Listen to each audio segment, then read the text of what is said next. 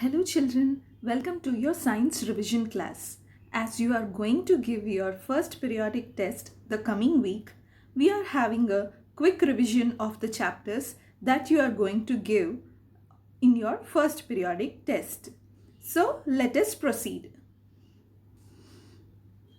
The chapters we cover till now are Chapter 1, Nutrition in Plants, Chapter 3, Fiber to Fabric, Chapter 4, Heat, in which we discussed hot and cold and measuring temperature during this revision. Along with these, we have seen the type of questions and the paper pattern of your first periodic test. Let us once again brief up each topic. Nutrition in plants, that is chapter 1 of your NCERT textbook. In this chapter, we learnt mode of nutrition in plants, under which we learnt nutrition, autotrophs, heterotrophs, etc.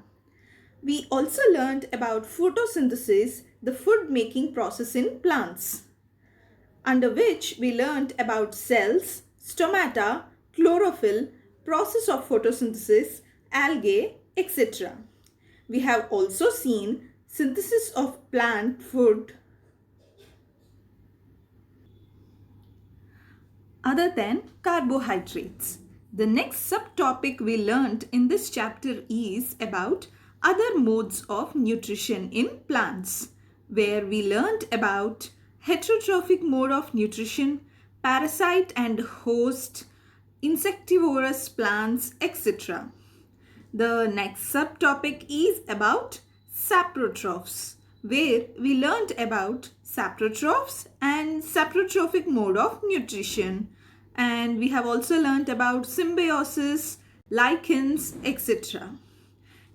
In this chapter, last we learnt is about how nutrients are replenished in the soil. So these are the main topics we have covered in this chapter, nutrition in plants.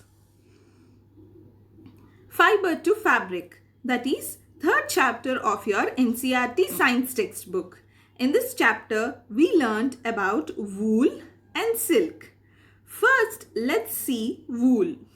Under wool, we learnt animals that yield wool like sheep, goat, yak, camel, llama, alpaca, camel, etc.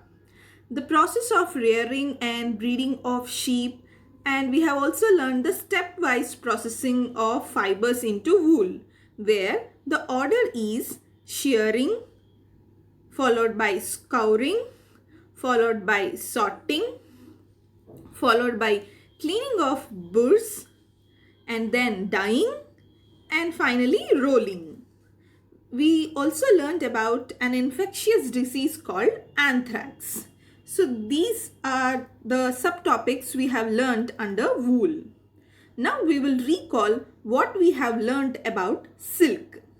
We have seen what is sericulture, life history of silk moth, where silk moth lays eggs which turn into larvae, also called the pupa or the silkworm or the caterpillars, which form a cocoon outside its body and then grow into a adult silk moth.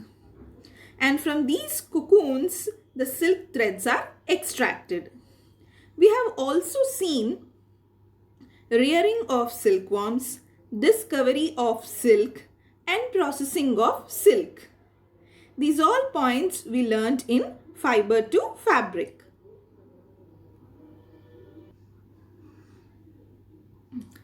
Heat is chapter 4 of your NCERT science textbook. In heat chapter, we had revision of what is hot and cold. How do we measure temperature, where we learnt about reading a clinical thermometer. In today's revision class, in heat chapter, we will revise about laboratory thermometer, transfer of heat, kinds of clothes we wear in summer and winter. So let us proceed with today's revision class. Laboratory thermometer. It is used to measure the temperature of other objects other than human body temperature. The weather reports of previous day, which are the maximum and minimum temperatures, are usually measured by maximum minimum thermometer.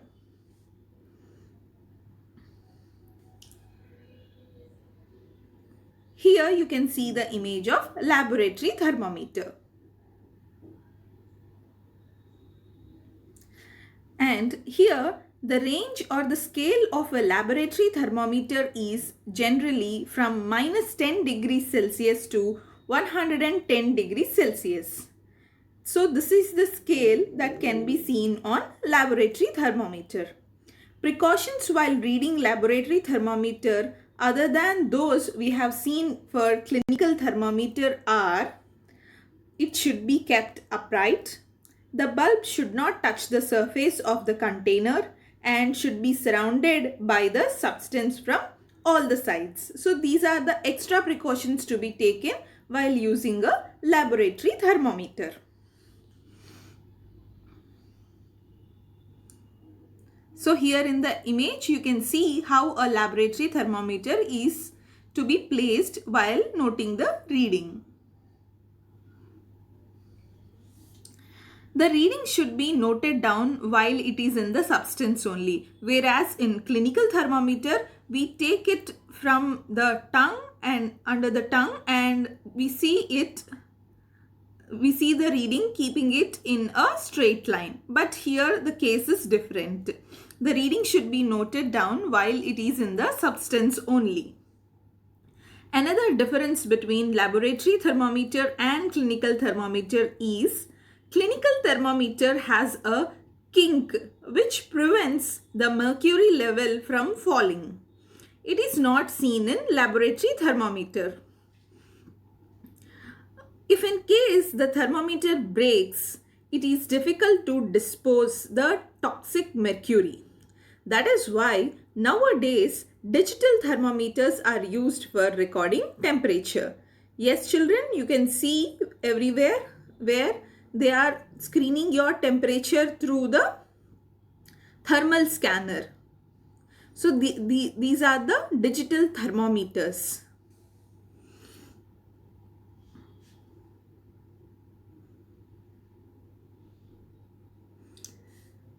Slide 9, here we see transfer of heat. You all know heat flows from a hotter object to a colder object. The transfer of heat from hotter end to colder end is known as conduction of heat. The materials which allow heat to pass through them are called conductors. Example, all the metals like aluminium, iron and copper. And those which do not allow to pass heat through them are poor conductors or insulators. Example, rubber, plastic, wood, etc. Convection. It is one of the modes of heat transfer. Convection means if the air near heat source gets hotter and rises up, and now the air from the sides come to take its place, where this air gets heated. And this process of heat transfer is called convection.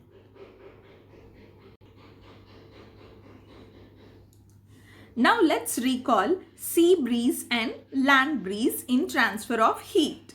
Sea breeze means during day the land is hotter and the sea is cooler.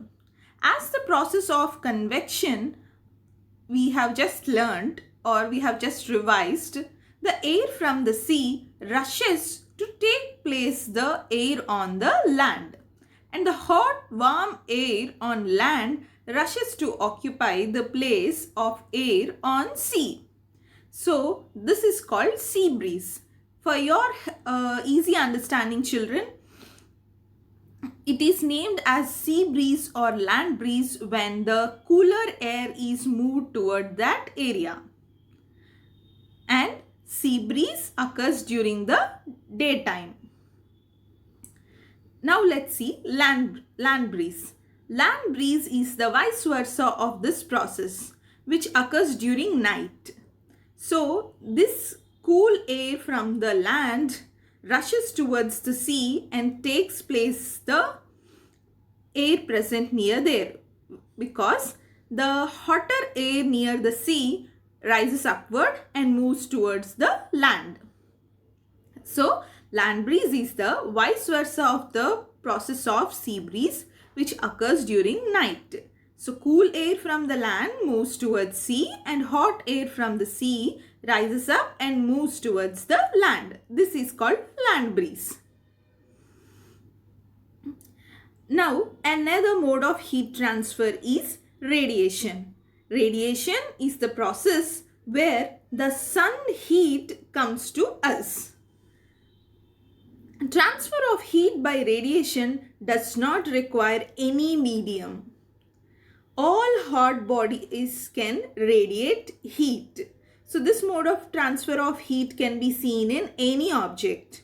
And the process is, whenever heat falls on some object, that means if the object is heated up, a part of the heat is reflected, a part of it is absorbed, and a part of it may be transmitted. This transmitted heat shows radiation. So this is one of the modes of heat transfer known as radiation.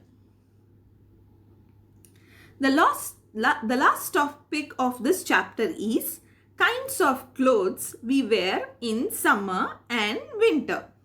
In summer, we wear light colored clothes, as light colored clothes do not keep us so warm, as they do not absorb much heat, whereas the dark colored clothes usually absorb heat. In winter, we wear dark colored clothes, as dark colored clothes keeps us warm and they absorb heat. Along with dark colored clothes, we also wear woolen clothes in winter. Why? Though they are poor conductors of heat, they trap air between the wool fibers and prevent our body temperature to move towards the cold surroundings. Hence, we prefer woolen clothes and dark colored clothes during winter to keep us warm. So these are the type of clothes we wear during summer and winter. So here we complete all the 3 chapters revision, the main topics of these chapters. It is now your turn to prepare well for the exam. Now let's see the types of questions that are coming for your exam. We will again recall which type of questions are coming for your first periodic test.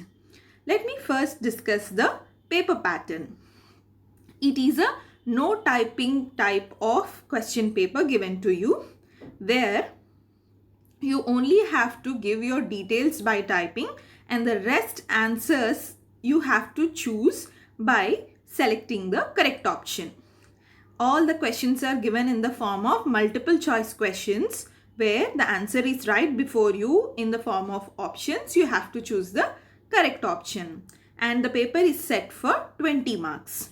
So the types of questions that are coming for your exam are: choose the correct option, fill in the blank type of questions, identify the picture type of questions, label the part type of question, true or false type of question, identify the proper sequence type of questions, identify the correct statements type of questions.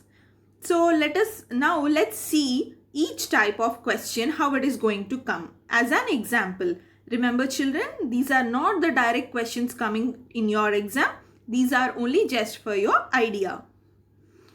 Let us see the first type. So here is given one question. This is from chapter Heat, and the options are given here. All are different options. All you have to do is read out the question, analyze it properly, and then choose the correct option and proceed to the next question. Now let's see another type of question. Here is the fill in the blank type of question where a statement is given and a blank is left for you to fill. For that blank, you have to select the correct answer that fits in that. So here will be given 4 options where you have to select the correct option. Next is the identify the picture type of question. Here a picture will be given. You should either name it or any questions related to the picture will be given. And the answers will be given in the form of options. Only single answer will be present and it is present in the options given to you. You have to choose the correct option. Next type of question is the identify the correct sequence type of question, where a sequence will be given.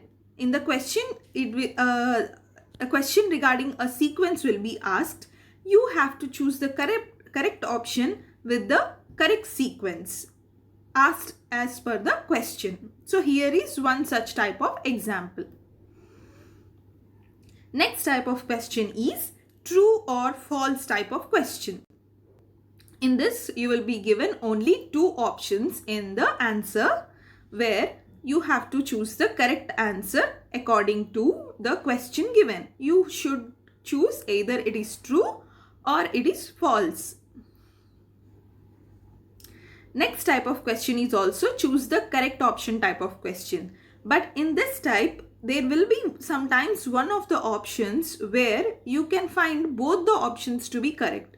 In such cases, we will give you certain options like both the options are correct. Do not consider that answer will be the correct answer every time if you get this type of question. This is to create interest and creativity in the question, in the type of question given to you. It is in your hands that you have to analyze the question properly and choose the correct option.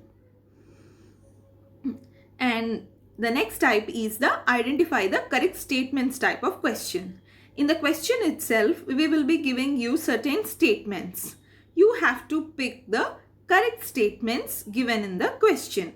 So this is one such type of question. The example of this type of question is given here. So these are the type of questions you will be getting for your first periodic test in your science subject. So thank you children. We have completed the revision for your first periodic test and all the best for your first periodic test. Thank you.